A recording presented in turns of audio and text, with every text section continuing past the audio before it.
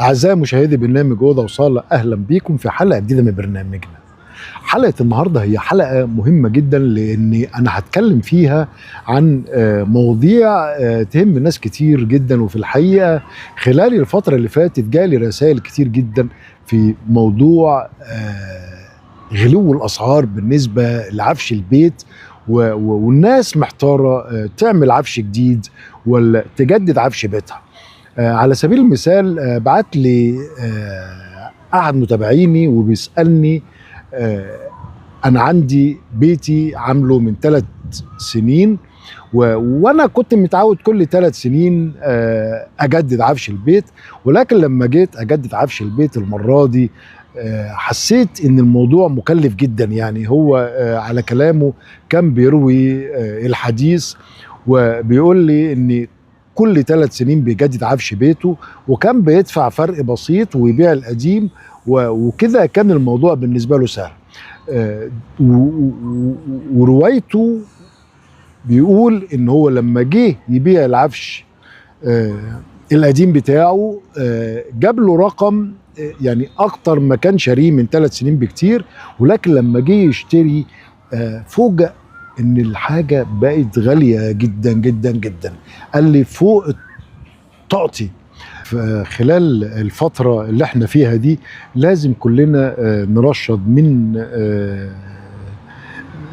مصاريفنا، لان الموضوع دلوقتي يعني انا شايف ان كل الناس وكل المصريين طبعا بسبب غلو الاسعار خلال الفتره اللي فاتت بقت مبالغ فيها. يعني النهارده مثلا على سبيل المثال كنت بتكلم مع صديق ليا وبيقول لي انا مرتبي من 2 سنين كان بيكفيني. عايز اقول لكم هو كان الصديق اللي كان بيتكلم معايا هو كان مركز مرموق وبيقول لي مرتبي كان بيكفيني، وقال لي دلوقتي قال لي كده التعبير بالظبط محتاج مرتبين فوق مرتبي علشان يكفيني. علشان كده انا دايما بقول لكل ست بيت واجب عليكي انك تراعي ده، واحنا ممكن نتعلم ازاي نعمل يعني الصيانه لبيتنا، سواء بقى ظرف الدولاب اتخلعت نعرف ازاي نركبها، حنفيه اتسدت نعرف ازاي نصلحها. الحاجات البدائيه دي الموضوع سهل ما هو صعب. وبعدين دلوقتي كمان يمكن خلال السوشيال ميديا الناس او كل حاجه بقت مفتوحه. يعني احنا نقدر نطلع ونجرب ونشوف، زي ما حضرتك مثلا بتخش على اليوتيوب وتشوفي طبخه جديده حد عملها وتعمليها، او صينيه بسبوسه جديده، او طريقه عمل الكيك، او هنقدر نشوف طريقه عمل تصليح الدولاب وهنصلحه، هنقدر نشوف طريقه عمل تغيير لون الدولاب. ايه المشكله؟ يعني الموضوع ما هو صعب، بالعكس الموضوع سهل. وبالشكل ده كده احنا بنرشد في مصاريفنا وبنوفر، وفي نفس الوقت بنعمل حاجه اللي بتعجبنا. مش كده ولا ايه راي حضراتكم؟ وكمان عايز اقول لكم حاجه مهمه جدا. انا دايما بكون معاكم وبسمع لكل رساله بتجيلي، وبشوف كل رساله بتجيلي وبرد على كل تليفون. اي حد محتاج اي استشاره انا تحت امره.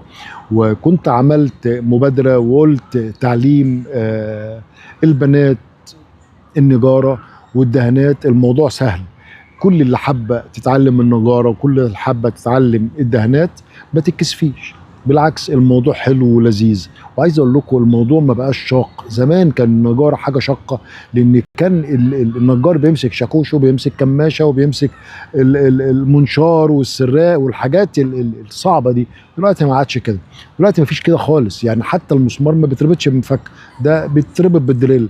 المسمار بيركب بالدباسه. الموضوع كله بقى سهل جدا جدا، نقدر كلنا نتعلم. وفي نفس الوقت احنا ممكن نجدد عفش بيتنا، وممكن العفش يرجع جديد زي ما جبناه. طب هو احنا ينفع نغير ونغير اللون ونغير الموديل؟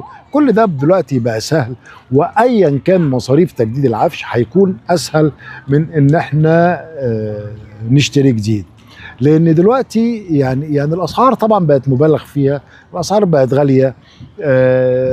يعني مش عارف اقول لحضراتكم ايه، ولكن احنا علشان نحس ان احنا عفش بيتنا جديد دايما، نقدر نجدده كل سنه، كل 2، كل 3، كل 5، حسب مقدرة كل حد، وبالشكل ده كده بيصبح جديد. لكن موضوع ان احنا كل 3 سنين او كل 5 سنين ان احنا نغير عفش بيتنا، الموضوع بقى صعب ومرهق جدا. علشان كده طبعا انا بنصح حضراتكم يلا بينا نجدد عفش بيتنا، والموضوع سهل ما هو صعب. ودايما بقول اللي عنده اي سؤال يساله لي، يبعت لي على الواتساب، انا بسيب ارقام تليفونات ورقم الواتساب، وبرد على كل تليفوناتكم ومستعد لاي ردود، ودايما في خدمة حضراتكم. وكمان بقول لكل ست بيت حاولي تجتهدي، هاتي العدة الخفيفة وتابعيني، ونبدأ نصلح بنفسينا، ونبدأ نعمل صيانة بنفسينا في بيتنا. الموضوع سهل، لأن لسه النهاردة كانت سيدة فاضلة بتحكي لي، بتقول لي أنا حوض المطبخ عندي اتسد، وجبت الراجل السباك أخد مني 200 جنيه، فكتير قوي ومرهقه كده ومش عارف ايه وبتاع. يا جماعه ما هو ال 200 جنيه دلوقتي ما بقوش فلوس، يعني هو لو جاي حتى لو ركب ميكروباص هيدفع رقم وهيرجع وهيضيع وقته، ومصاريف الحياه بقت غاليه. فبدل ما تزعلي على ال 200 جنيه، هي كمان بتقول لي ان هو بعد ما مشي بساعتين اتسد تاني، وبعتت له تاني ورجع، فالموضوع كان صعب. لا احنا ممكن نتعلم نعمل الحاجات دي بايدينا، والموضوع سهل، ونوفر ال 200 جنيه لينا وكده يعني. ولا شايفين حضراتكم ايه؟ اشكركم شكرا جزيلا، والى اللقاء. تحياتي، اشرف شادي.